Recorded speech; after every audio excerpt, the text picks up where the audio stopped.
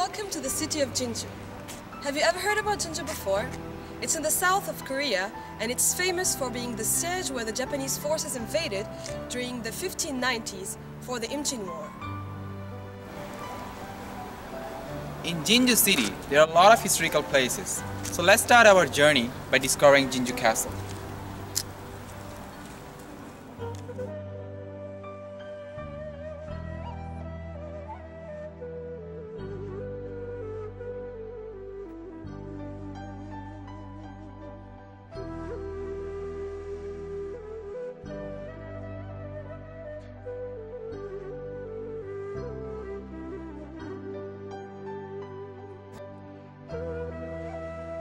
Cheongsong Pavilion was built in 1365 in the late Korea dynasty, rebuilt and repaired 8 times. The pavilion is located on the southern cliff of JinJu facing Namgang River. It is made of 5 kan in the front and 4 kan in the side, with an octagonal tiled roof. Though there is no fixed written record, Cheongsong Pavilion is assumed to be built in the late Korea dynasty. The pavilion was destructed during the Japanese invasion, but was rebuilt by a soldier in 1618. Unfortunately, the castle was burned during the Korean War and was again rebuilt in May 1960 by JinJu Cultural Heritage Preservation Committee.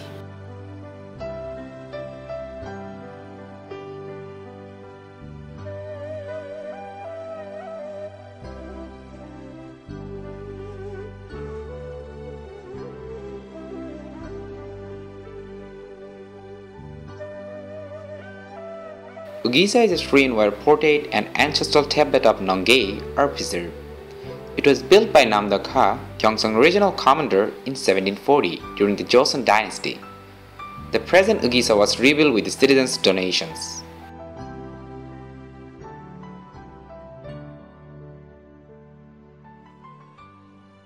Nonghae, which mentioned previously, is a local Gyeongsang, a Korean word for female professional entertainer. She is famous for committing suicide by throwing herself, holding a Japanese general to kill him during the Japanese invasion in 1593. So Ugisa was built to admire the righteous act and loyalty of Nonghae.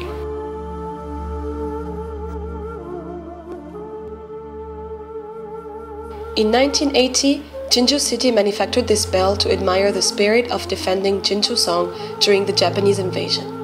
It has various embossed carvings and the words of the famous poet Lee-Eun-sung.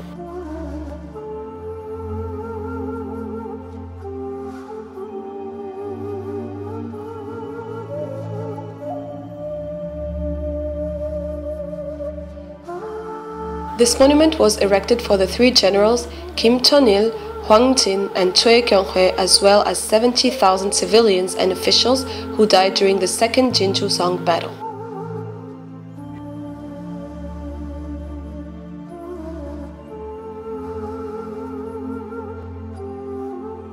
And this monument was built to admire General Jae Mao and his nephew Jae Hong-ro, who died in Goseong battle during the Japanese invasion.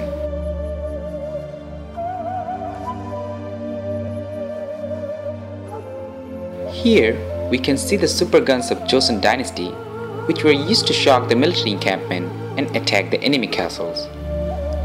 These guns played an important part in the victory over the fallen enemy in the Battle of JinJu Castle. And these are the holes where they used to set their guns and fired.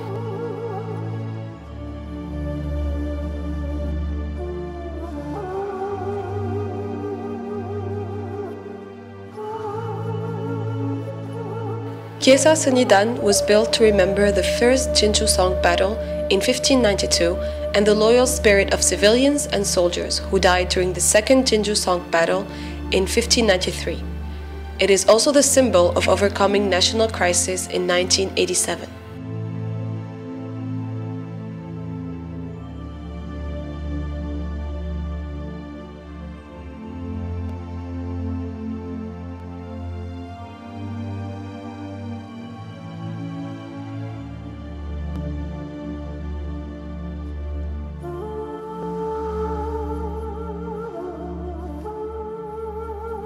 Gyeongbokmun Gate has the meaning in its name that we always respect the king who is in the northern direction.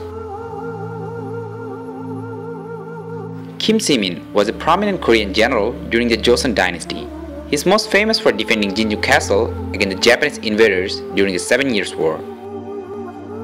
The two-storied wooden structure gate was built in 1618 by Nam Il-hung, a military commander of Gyeongsang province. It was the east gate of the province military headquarters, which later was used as a provisional government office. The JinJu branch of the Cultural Properties Protection Association implanted more than 30 monuments from the Joseon period, which have been situated in various locations in JinJu and the fortress. Within the JinJu fortress is the JinJu National Museum that was opened in 1984 and reopened in 1998 as a historic museum for Japanese invasion, displaying more than 800 pieces concerned with the events. Euyam Rock in the Namgan River is where Nonge, presented earlier in this video, threw herself into the river to drown a Japanese commander. She seduced him and jumped into the water, holding him firmly in her embrace. The rock came to be called Euyam in memory of Nonge's loyalty and patriotism.